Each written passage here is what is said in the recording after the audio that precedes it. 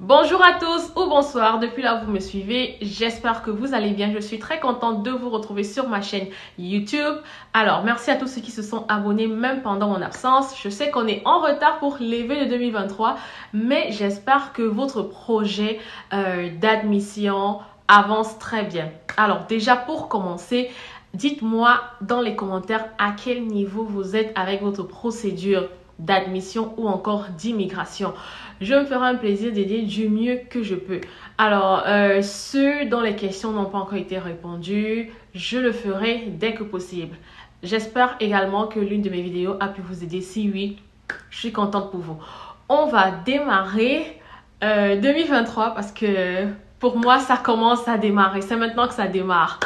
On va prendre le train en marche et je vous invite à rester juste après la pause. Cette fois-ci, on va parler des meilleures universités pour les formations en génie. Restez scotchés, c'est après le générique.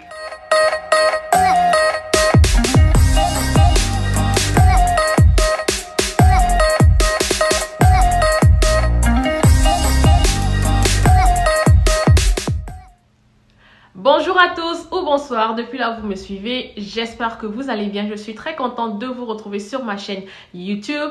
Alors, merci à tous ceux qui se sont abonnés même pendant mon absence. Je sais qu'on est en retard pour les vœux de 2023, mais j'espère que votre projet d'admission avance très bien. Alors, déjà pour commencer, dites-moi dans les commentaires à quel niveau vous êtes avec votre procédure d'admission ou encore d'immigration.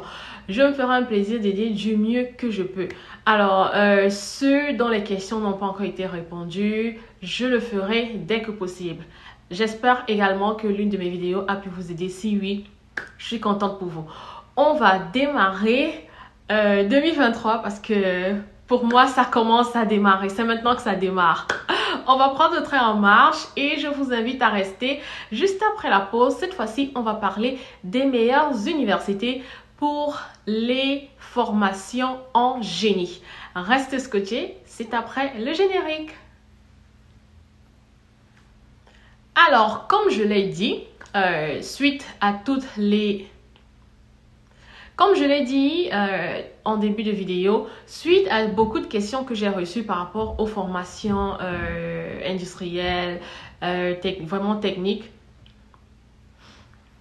comme je l'ai dit en début de vidéo, aujourd'hui j'aimerais vous parler des meilleures universités pour les formations techniques, que ce soit génie industriel, génie, tout ce qui concerne vraiment l'ingénierie là, parce que j'ai eu entre-temps beaucoup de personnes qui semblent s'intéresser à cette filière ou à cette partie-là.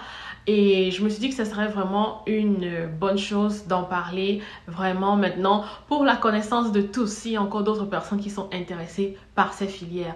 Alors, l'ingénierie en général. Donc, on va commencer sans plus tarder. Donc, la première université, je vais parler des 5 meilleures, ok?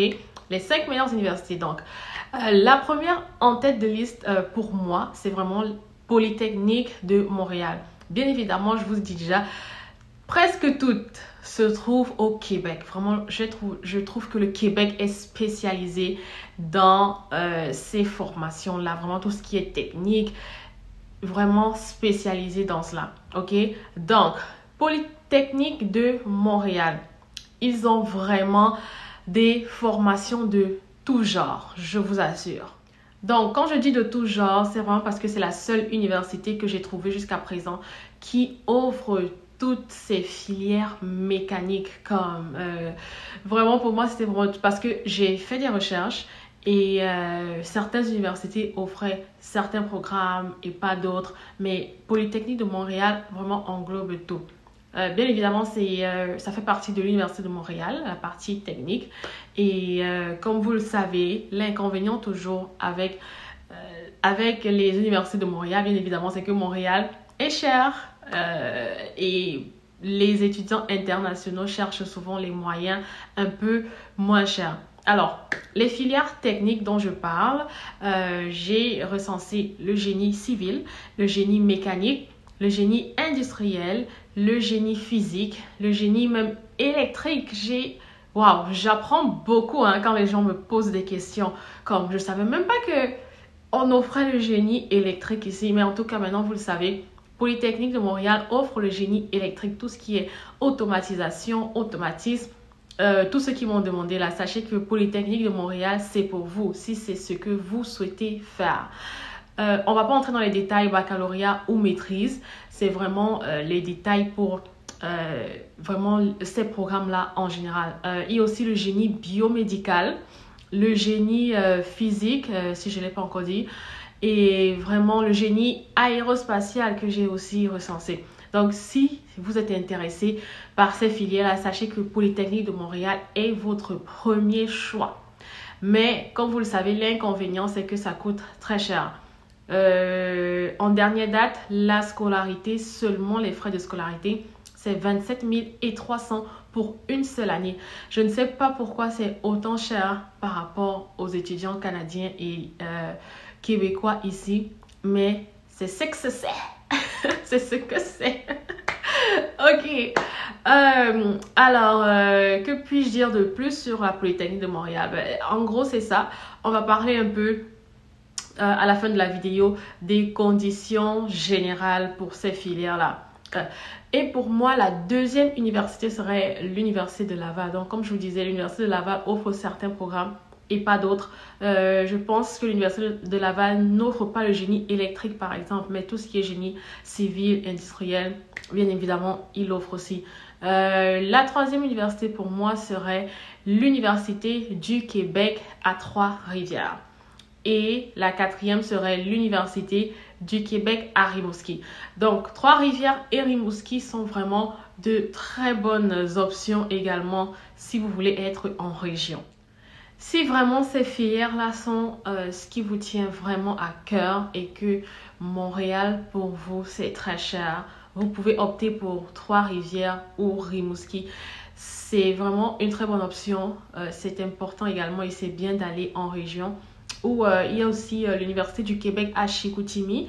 Mais comme vous savez, Chicoutimi n'a pas beaucoup d'options comparé par exemple à Trois-Rivières et à Rimouski que j'ai trouvé un peu plus développées dans le sens de ces filières mécaniques.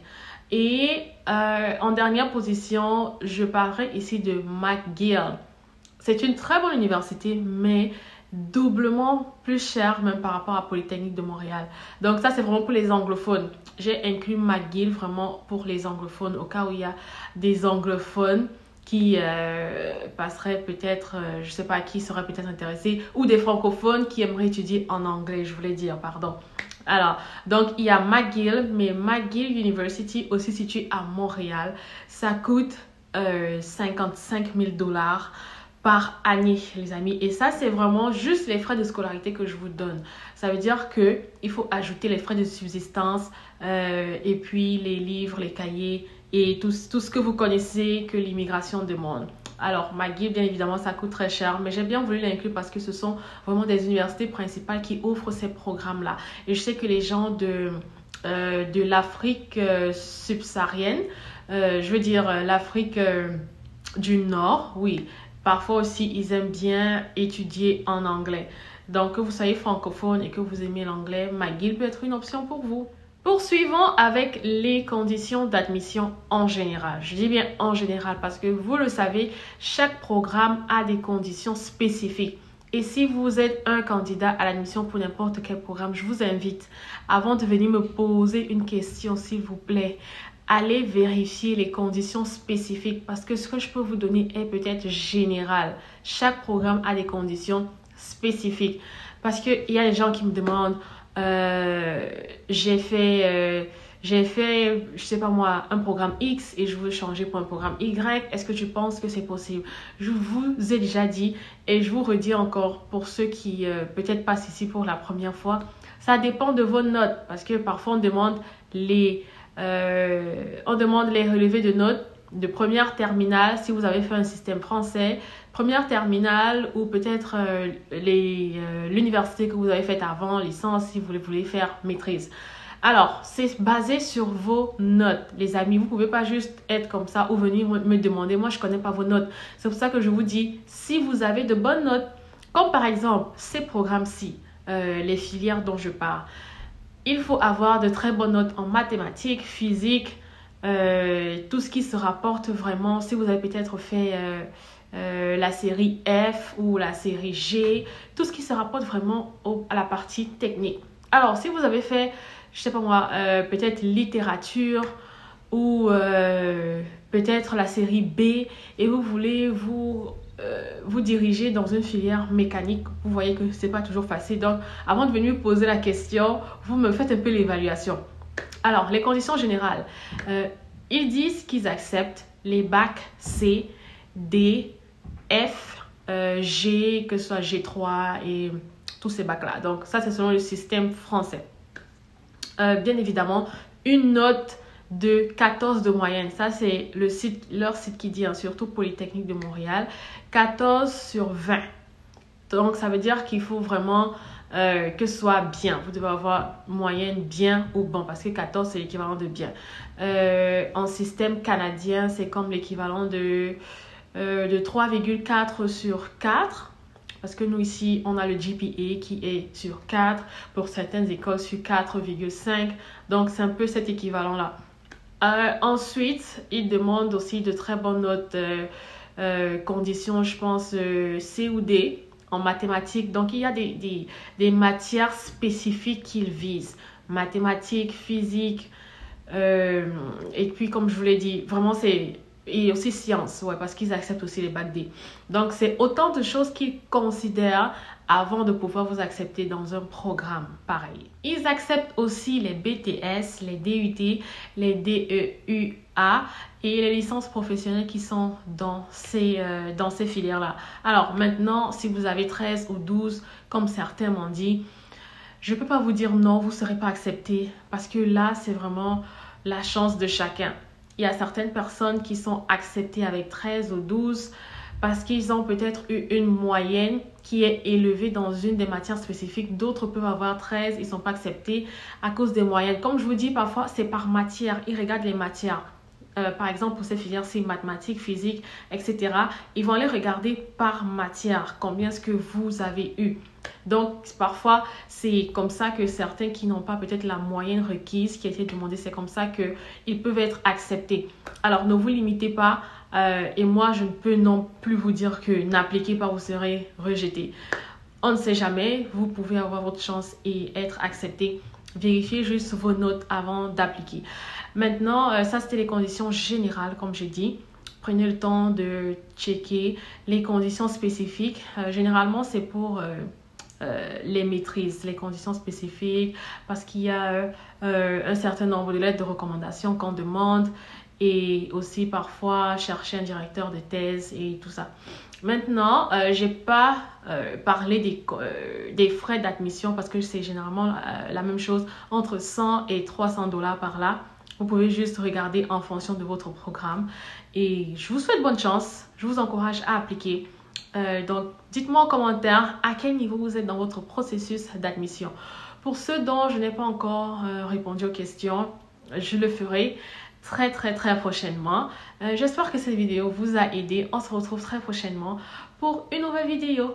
Portez-vous bien et surtout, bonne fin du mois de février. À bientôt.